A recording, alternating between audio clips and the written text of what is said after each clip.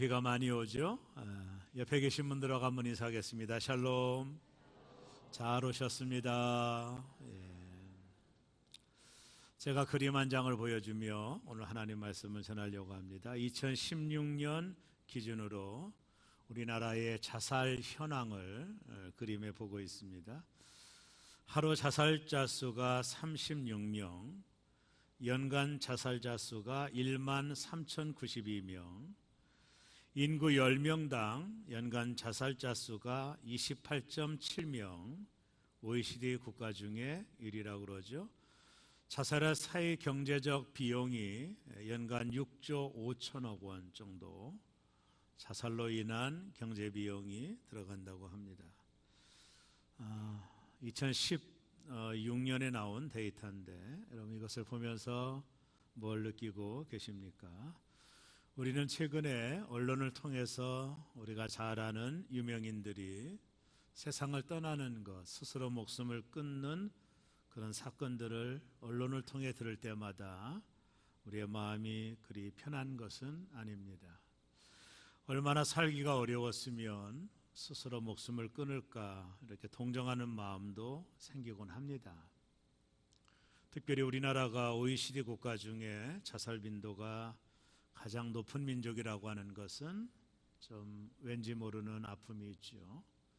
우리가 지금부터 50년 전만 해도 우리나라가 잘 살게 되면 다 행복할 것이라고 우리는 생각했습니다. 그래서 박정희 대통령 정권 시절에 새마을 운동을 통해 우리 함께 잘 살아보자 이런 구호를 외치고 열심히 달려와서 지금은 정말로 우리나라가 빠른 시간 내에 선진국이 됐죠. 이제 다 잘 살게 됐는데 이렇게 더 많은 사람이 자살을 하는지 참 아이러니한 것입니다. 살기가 얼마나 어려웠으면 스스로 목숨을 끊을까 이런 안타까운 생각도 하게 됩니다. 그러나 어떤 사람들은 자신의 열악한 환경, 그 열악한 환경을 극복하고 승리하는 사람도 있어요. 동전의 양면처럼 똑같은 환경을 만나더라도 어떤 분들은 그 환경을 극복하고 좀 뛰어난 인생을 사는 사람이 있는가 하면 어떤 분들은 똑같은 환경 속에서 자신의 목숨을 스스로 끊어버리는 경우가 있는 것 같아요. 자신이 당한 열악한 환경을 극복하고 성공적인 인생을 살았던 사람들은 세계 역사 가운데 많습니다. 몇 번을 제가 소개하면 대표적인 사람으로 미국의 오프라 윈프리라는 여자가 있습니다. 이번에 스토리를 잠깐 보면 가난한 미혼모에서 태어났습니다. 그리고 그녀는 할머니 손에서 자라게 되는데요. 14살 때 삼촌에게 성폭행을 당해 임신을 하게 됩니다. 14살의 나이에 미혼모가 된 거죠. 얼마 지나지 않아 아기가 2주 만에 세상을 떠나게 됩니다. 그녀는 큰 충격에 빠지게 됐습니다. 그래서 내가 이 땅을 살면 뭐하나 생각하고 어린 나이에 그녀가 자살을 결심하지만 그것도 여의치 않아서 실패를 하게 돼요. 그녀는 마약과 알코올에 손을 대고 말 그대로 지옥 같은 인생을 살아가게 됩니다. 모든 희망이 포기한 자처럼 살아갑니다. 그러던 그가 한 목사님의 전도를 받고 복음을 받아들이고 하나님을 만나게 됩니다. 그가 주창했던 운동 중에 감사 운동이 있는데 아주 유명하죠. 그 여인이 하나님을 만나 인생이 완전히 변하고 그리고 그녀는 세계 100인 가운데 들어가는 영향력 있는 여인이 되었습니다. 또 한 사람을 소개하면 릭 부이치라고 하는 사람입니다. 그림에서 알다시피 1982년 호주에서 팔다리가 전혀 없는 기형으로 세상에 태어났습니다. 이 릭 부이치도 동일하게 자살을 결심하고 이런 신체로 이 땅을 살아가는 것이 불가능하다고 느꼈던 그는 3번씩 자살을 시도를 해요. 그러나 그 모든 자살이 실패로 들어가고 그러던 그가 15살 때 예수 그리스도를 인격적으로 만나게 됩니다. 그의 책에 보면 그 만남이 자신의 인생을 완전히 바뀌었다라고 설명을 해요.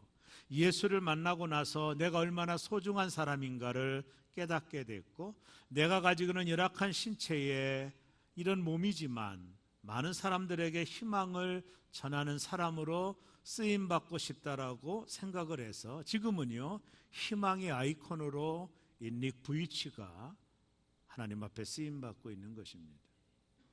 우리나라의 강영호 박사님은 또 어떠신가요? 두 눈이 없는 맹인으로 평생 동안 하나님의 영광과 이 세계 속에서 위대한 업적을 남긴 삶을 그도 살았습니다. 우리가 바라볼 때 인생에 희망이 없는 그런 환경 속에서 살았던 사람들이 그런 열악한 환경들을 극복하고 자신의 인생을 정말 아름답게 수놓는 인생으로 살았던 사람들을 주목하여 본 것입니다. 어떤 사람들은 자신의 삶에 절망한 나머지 스스로 목숨을 끊는 극단적인 행동을 하는 사람이 있는가 하면, 어떤 사람은 독일한 현실 속에서 자신의 삶을 극복하고 뛰어난 삶을 살아가는 사람들도 많이 있다는 것을 우리는 주목하게 됩니다.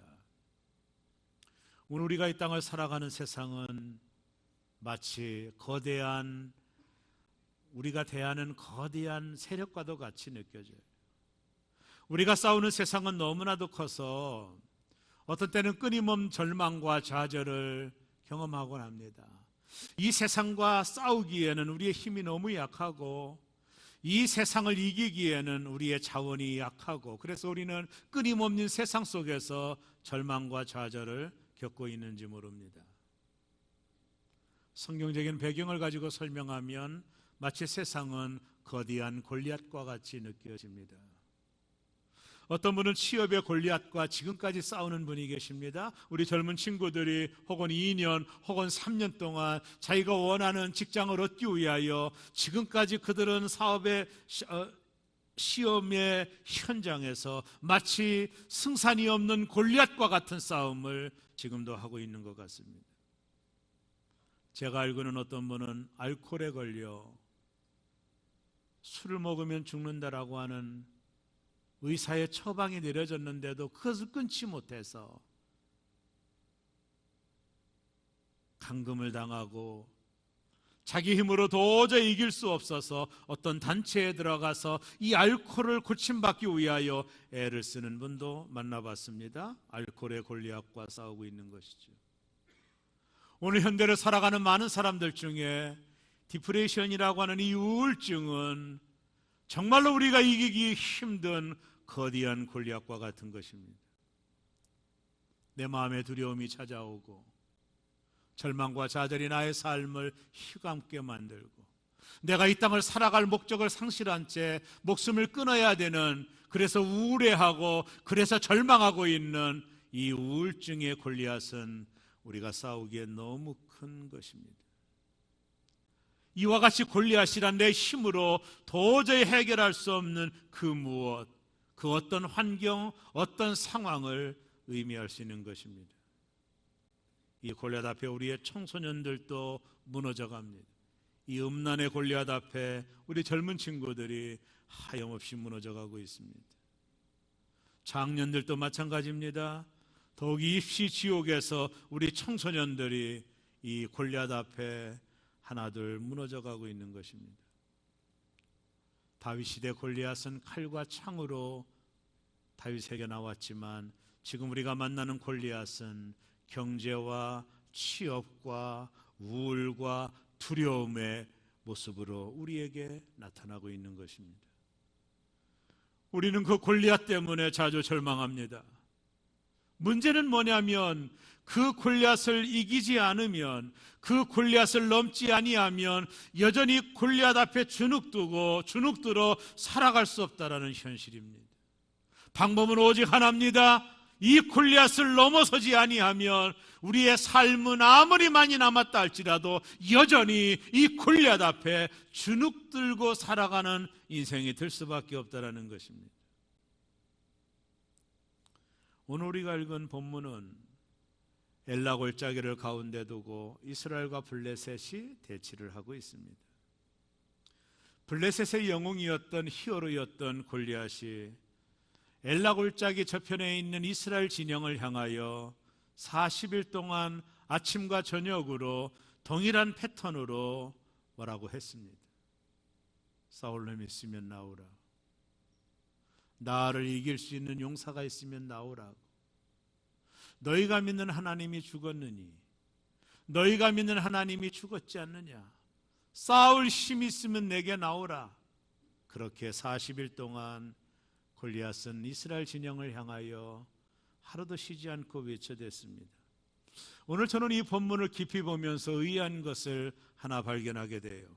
그것은 뭐냐면, 아니 골리앗이 위치지 말고 와서 싸우든가 쳐들어오든가 왜 그냥 거기에 서서 이스라엘 진영을 향하여 40일 동안 공포와 엄포를 주고 있을까? 그것은 이 블레셋 자체도 두려움이 있었다라는 것입니다. 골리앗도 마찬가지입니다. 하나님이 선택받은 이스라엘 민족에게 역사하셨던 하나님, 홍해를 건너고 애굽의 바로왕의 경에서 저들을 구원하시며 10가지 재앙을 통해 저들을 인도하신 하나님, 홍해가 가로막혔을 때 홍해를 건너게 하시고 저들을 통해서 역사하셨던 이스라엘 민족의 하나님을 블레셋 사람들은 들었을 것입니다. 아니 모든 것을 알고 있었기에 저들도 소리는 지르지만 두려움에 쌓여 있었던 것입니다.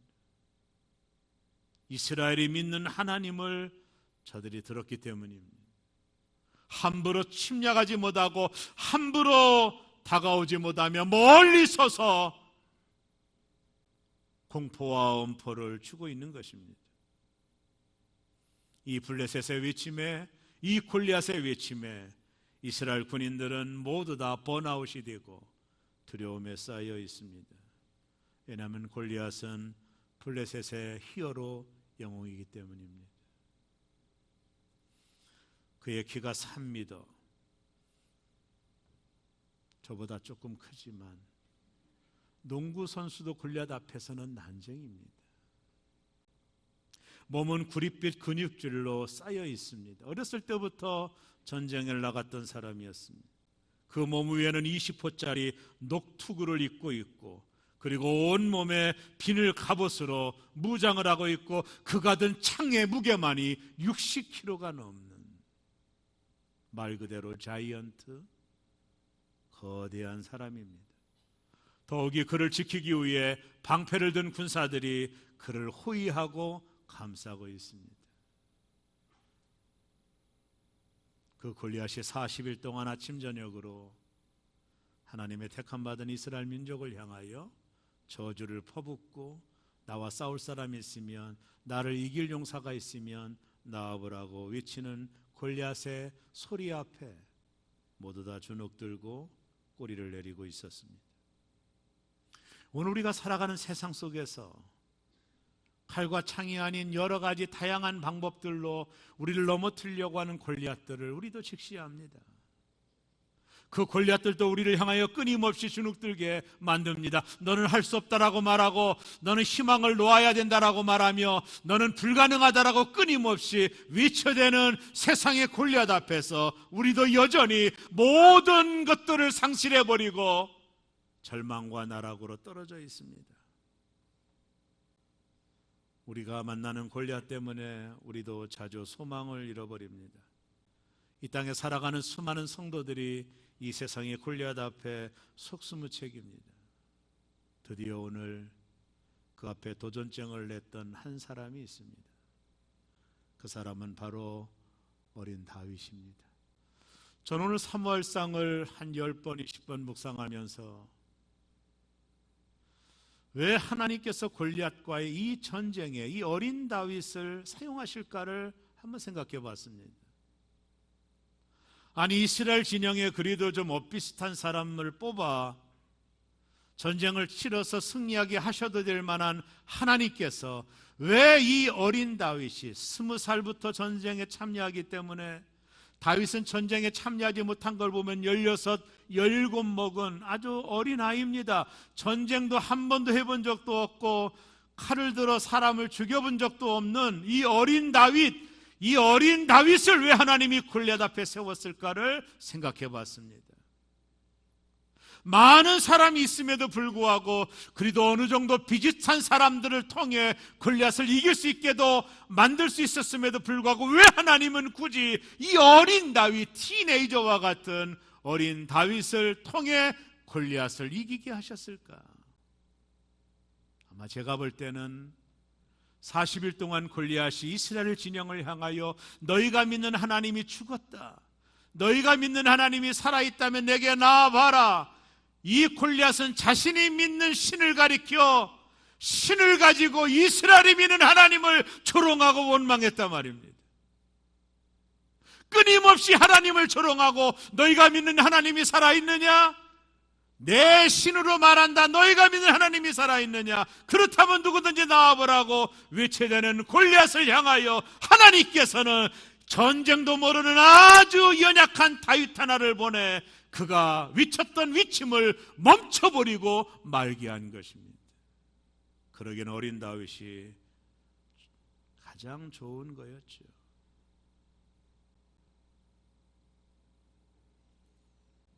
다윗이 매끄러운 돌을 제구에 담아 40일 동안 그 누구도 나가지 않았던 골리앗 앞에 나아갑니다. 그가 골리앗 앞에 나갔던 이유는 뭐였을까요? 그는 어리석은 사람이었을까요? 그는 정말로 때를 분간 못하는 어린 아이였을까요? 철없는 아이의 실수한 행동이었을까요? 다윗이 골리앗 앞에 나갔던 몇 가지 이유 중에 몇 가지를 살펴보려고 합니다.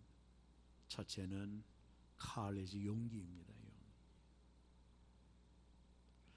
지금 블레셋과 대치하고 있었던 이스라엘 군인들이 무엇이 문제였을까요?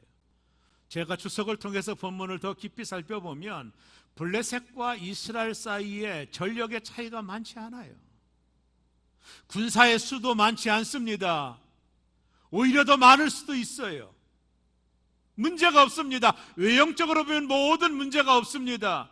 단지 골리앗 한 사람이 나와서 위치되는 것 빼고는 별 문제가 없어요. 비교도 되지 않습니다. 그러나 이스라엘 민족에게 없는 것이 뭡니까? 그 골리앗을 바라보며 이들이 모든 용기를 잃어버렸다라는 거예요. 그 누구도 골리앗 앞에 나아갈 수 있는 용기를 상실해버리고 있었다라는 것입니다. 오늘 우리가 읽은 사무엘상 17장 32절을 보면 그걸 알 수 있어요. 다윗이 사울에게 말하되 그로 말미암아 사람이 낙담하지 말 것이라 주의 종이 가서 저 블레셋 사람과 싸우리라 하니 다윗이 사울에게 말합니다. 임금님이여, 낙담하지 마십시오. 절망하지 마십시오. 포기하지 마십시오. 내가 가서 싸우겠습니다. 사울 임금 앞에서 다윗이 용기를 가지고 낭망하지 말라고, 절망하지 말라고 하며 내가 가서 싸우겠다라고 말했던 다윗의 마음속에는 용기가 있었던 거예요.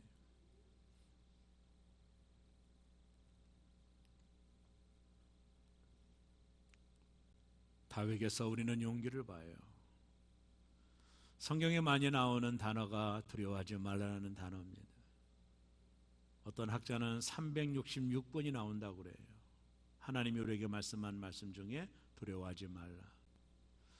타키루스라는 분이 용기가 있는 곳에 희망이 있다, 이런 유명한 말을 했는데, 우리에게 필요한 것은 어떤 자원이 아니라 우리에게 필요한 것은 용기예요. 용기란 두려움이 없는 마음이 아니라 두려움에 맞서 행동하는 의지를 말하는 거예요. 우리에게 필요한 것은 용기예요. 우리는 처음부터 기가 죽는 거예요. 골리앗을 바라보며 싸울 생각을 1%도 하지 않는 겁니다. 어떤 상대를 향하여 1%의 가능성도 없다고 여기는 것입니다. 이 세상에서 우리를 향하여 외쳐대는 세상의 거대한 골리앗 앞에서 우리는 용기를 다 잃어버리고 한 번도 도전해 보려고 하는 마음조차도 없어요.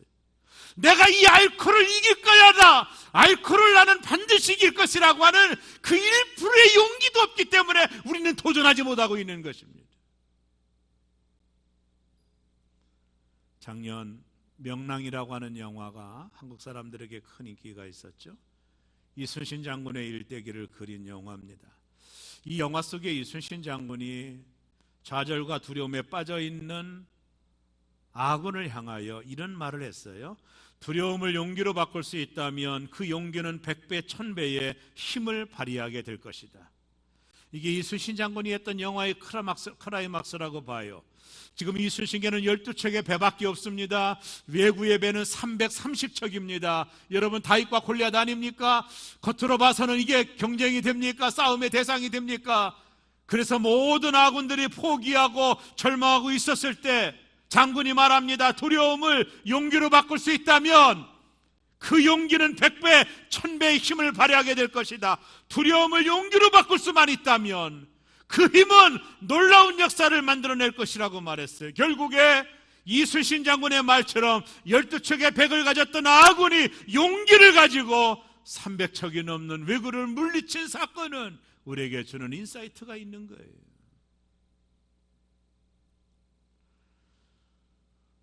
심리학자 알프레드 아슬러는 인간의 가장 훌륭한 점은 우리가 마이너스를 플러스로 바꿀 수 있는 능력을 가졌다는 것이다, 이렇게 말했어요.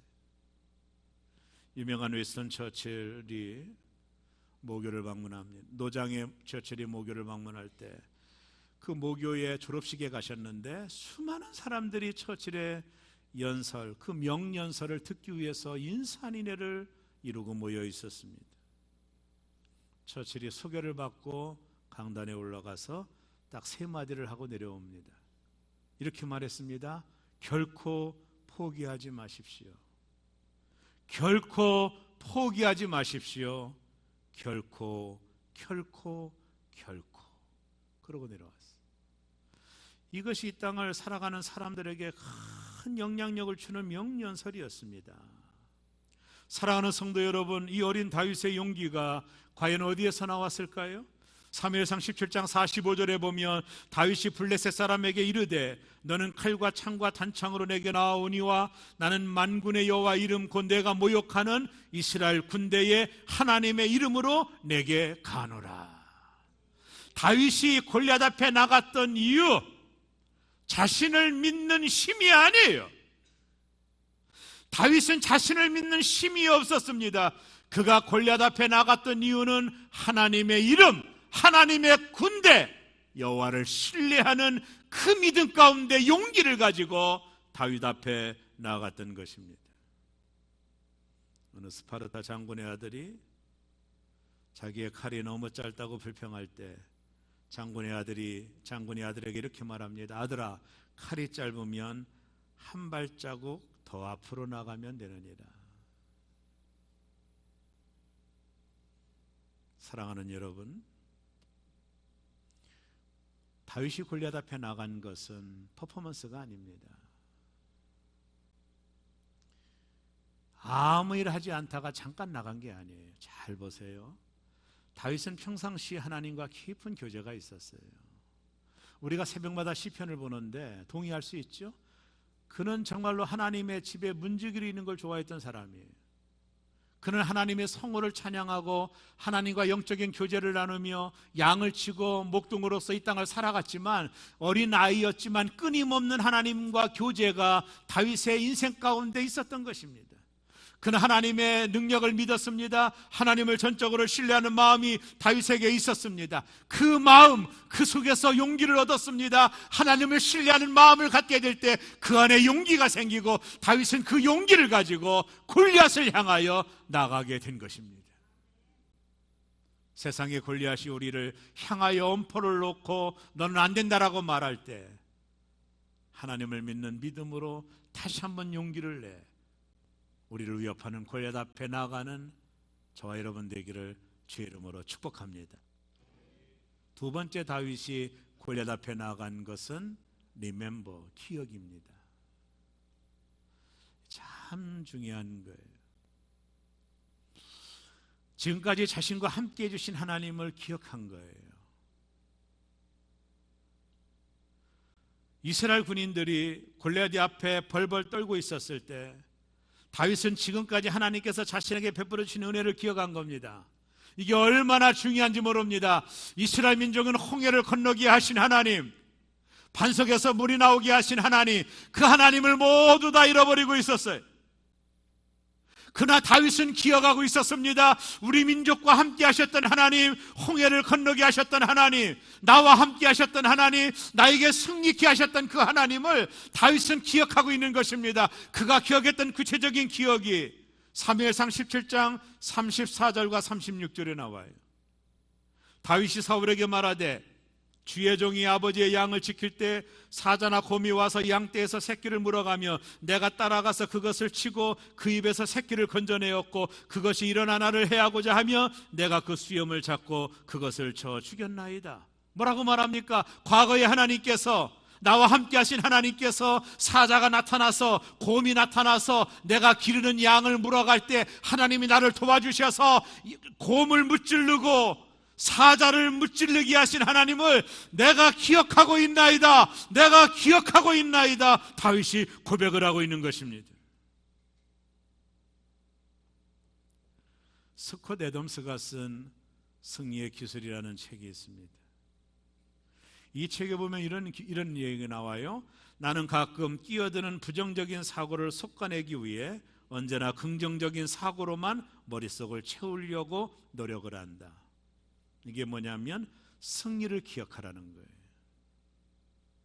하나님이 나와 함께 하신 승리를 기억하라는 겁니다.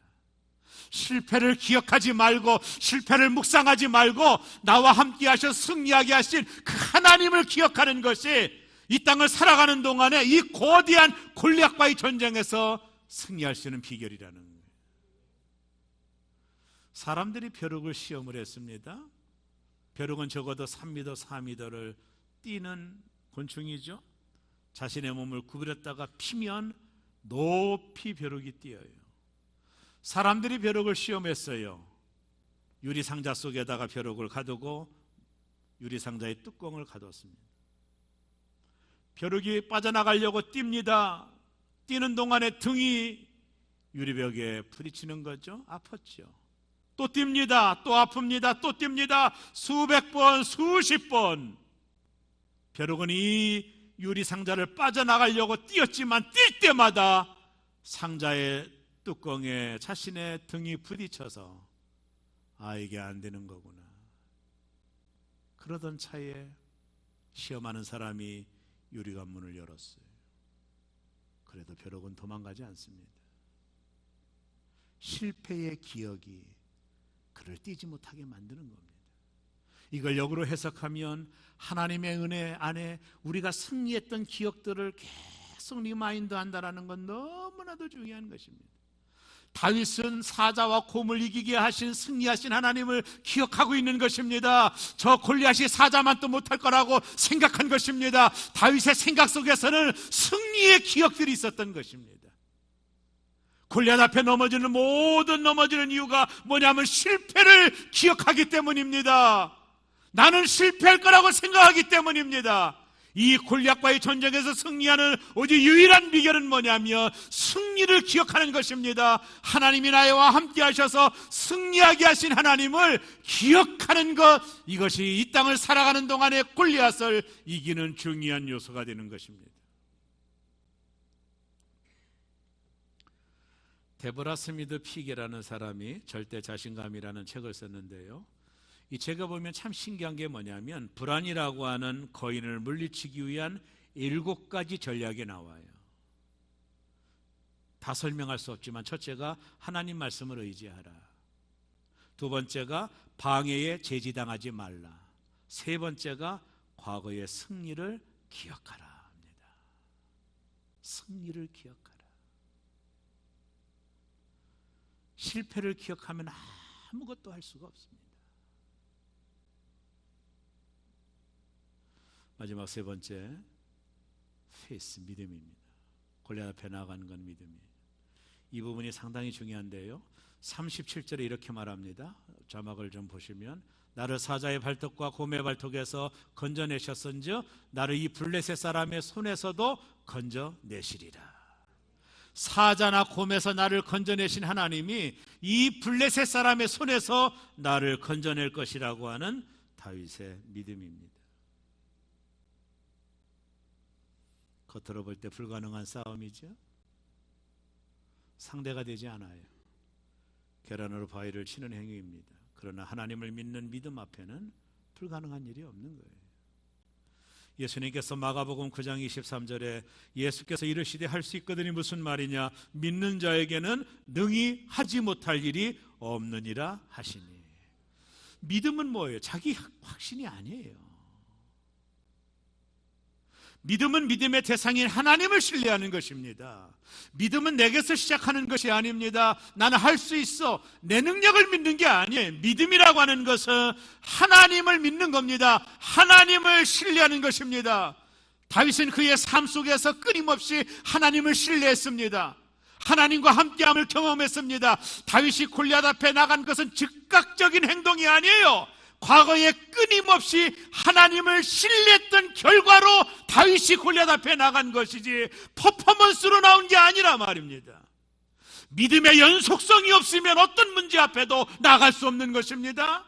갑자기 나갈 수가 없는 것입니다. 다윗은 끊임없이 하나님과 교제하며 하나님을 신뢰하는 삶을 살았기에 골리앗 앞에서도 거침없이 나가게 된 것입니다. 중요한 건 뭡니까? 결과가 아닙니다. 내가 평상시에 하나님을 신뢰하고 그분을 믿고 그분을 의지하고 그분의 능력을 신뢰하는 이 믿음 가운데 살아갈 때만이 이 땅에서 나를 무찌르려고 오는 이 거대한 골리앗을 향하여 나아갈 수가 있는 것입니다. 이게 어찌 갑자기 생기는 일이겠어요? 어느 날 개미 한 마리가 밥 한 톨을 머리에 이고 가고 있습니다. 개미에게 밥 한 톨은 꽤 무거운 무게죠. 요즘 제가 영안이 열려 개미가 나한테 하는 얘기를 들었습니다. 목사님, 저를 도와주실래요? 저는 이 밥 한 톨을 약 3m 떨어진 우리 집까지 운반하려고 해요. 제가 말합니다. 아이, 물론이지. 그때 개미가 또 말합니다. 이건 무거운데. 목사님, 이게 얼마나 무거운지 모르는군요. 이 밥 한 톨은 제 몸무게의 10배에 달하며 거리도 멀어요. 3m나 됩니다. 제가 말합니다. 내게 문제가 되지 않아. 네가 원하면 내가 쌀 한 포대도 옮겨줄 수 있어. 3m 거리도 전혀 문제가 되지 않아. 그랬더니 개미가 할렐루야 하더라고요. 예수를 믿는 것 같아요. 이것이 우리가 하나님을 대하는 방식입니다. 이스라엘 백성과 사울은 하나님이 얼마나 크신 분인 줄 몰랐어요. 그러나 다윗은 알아요. 하나님이 전능하시다라는 것을. 이 여호와 이름이라고 하는 것이 하나님의 군대라는 뜻인데 이건 하나님의 전능하심을 고백하는 단어거든요. 하나님 앞에서 골리앗은 개미보다 작은 자입니다.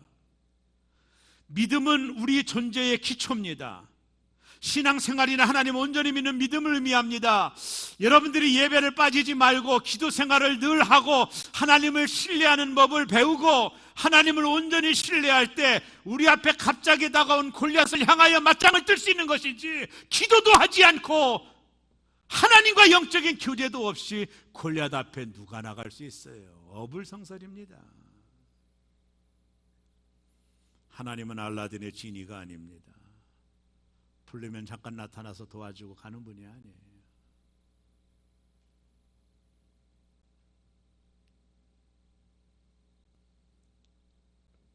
하나님을 신뢰하는 것은 우리의 삶의 과정이에요. 그 신뢰가, 하나님을 온전히 신뢰함이 다윗에게 있었기에 골리앗 앞에 나간 거예요. 우리처럼 그냥 대충 예수 믿고 철저한 예배 생활도 하지 않고 우리처럼 기도 생활도 하지 않고 갑자기 골리앗 앞에 나갈 수 없습니다. 하나님의 신뢰가 없이는 나갈 수 없어요. 뭘 믿고 나갑니까?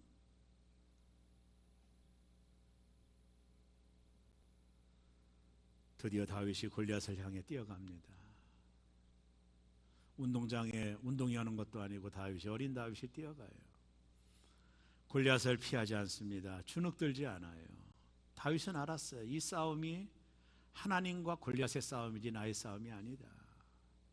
저놈이 저렇게 하나님을 모욕했으니 하나님이 그냥 두겠는가. 전쟁은 여호와께 속한 것을 다윗은 알았어요. 거인을 향해 달려갑니다. 사랑하는 성도 여러분, 언제 우리를 괴롭히는 골리앗을 향해 달려가 보신 적이 있나요? 자신을 향해 달려오는 다윗을 향해 골리앗이 고개를 젖히고 웃습니다. 아니, 저 꼬맹이가 뭘 하는겨? 충청도 말로 뭘 한대요? 이해할 수 없었습니다. 꼬맹이 하나가 달려오는 거예요. 골리앗이 이해가 됩니까? 너무 어이가 없으니까 기가 막혀가지고 웃음이 나와요. 너털 웃음이 나오는 순간 골리앗의 투구가 살짝 벗겨져요. 그리고 그의 이마가 드러납니다. 그 순간 다윗이 물맷돌 하나를 꺼내요. 그의 이마를 향하여 힘껏 던집니다. 돌이 소리를 내어 달려갑니다. 그리고 정확히 골리앗의 이마에 명중합니다. 그 순간 골리앗을 쓰러집니다. 집채만한 그가 고꾸라집니다. 다윗은 신속히 달려가 칼로 그의 목을 내리칩니다. 여기서 중요한 인사이트가 있어요. 다윗이 골리앗을 돌로 무찌르고 난 다음에 칼을 찾았는데 칼이 없는 거예요. 여기도 칼이 없느냐고 물어봐가지고 어떤 사람의 칼을 갖다가 골리앗의 목을 친 겁니다. 다윗은 칼을 가지고 간 게 아니에요. 이게 위대한 점입니다. 오직 하나님만을 믿고 가는 거예요. 드디어 골리앗이 쓰러지죠. 자신들의 영웅을 잃은 블레셋은 두려움에 떱니다. 그때 이스라엘 군대가 블레셋을 대파하며 이스라엘은 승리를 거두어요. 이제 전쟁의 영웅은 사라졌습니다. 그렇게 지겹게 괴롭히던 골리앗은 죽게 됩니다. 이제 영웅은 이스라엘의 다윗이 되는 겁니다. 더 이상 주눅들게 많은 소리가 더 이상 들리지 않아요. 이겼기 때문입니다. 이 땅을 살아가는 성도 여러분, 오늘 우리의 삶에 얼마나 많은 골리앗들이 우리를 향하여 너는 안 돼, 너는 어쩔 수 없어, 너는 그 우울증에서 벗어날 수 없어, 너는 그 두려움에서 벗어날 수 없어, 끊임없이 우리를 향하여 아침 저녁으로 위치되는 골리앗을 여러분이 방치하고 있다면 평생 주눅들며 살 것입니다. 맞짱을 떠야 됩니다. 하나님의 이름으로, 여호와의 군대 이름으로 여러분과 저를 괴롭히는 골리앗을 무찌르고 넘지 아니하면 우리 인생은 희망이 없는 거예요. 여전히 골리앗 앞에 잡혀 살아갈 수밖에 없습니다.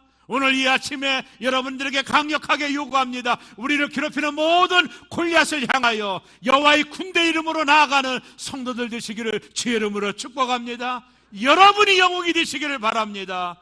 여러분의 하나님의 사람이 되기를 바랍니다. 골리앗을 넘지 않고는 우리의 삶에 변화와 미래가 존재할 수 없는 거예요. 우리를 괴롭히는 거대한 골리앗을 향하여 담대하게 믿음으로 나아갈 수 있는 하나님을 신뢰하는 실력들이 여러분에게 있기를 바라고, 하나님 믿지 못하면 개죽음입니다. 다윗은 나갈 수 없어요. 100% 믿었기에 행동하는 겁니다. 그 믿음은 금방 생기는 게 아니라니까요. 평상시 하나님과의 교제를 통해 그 믿음이 있는 거예요. 오늘 그 믿음을 가지고, 용기를 가지고, 하나님이 내게 주신 승리의 기억들을 가지시고, 그리고 믿음을 가지고 골리앗 앞에 나아가는 새롬의 모든 성도들 되시기를 주의 이름으로 축복합니다. 오늘 비가 많이 오는데도 예배에 이렇게 참여한 분들은 비의 골리앗을 이기고 온 거예요. 옆에 계신 분들에게 축하합니다. 아는 사람들은 뭘까요? 말 안 하겠어요. 이기셔야 돼요. 기도하겠습니다.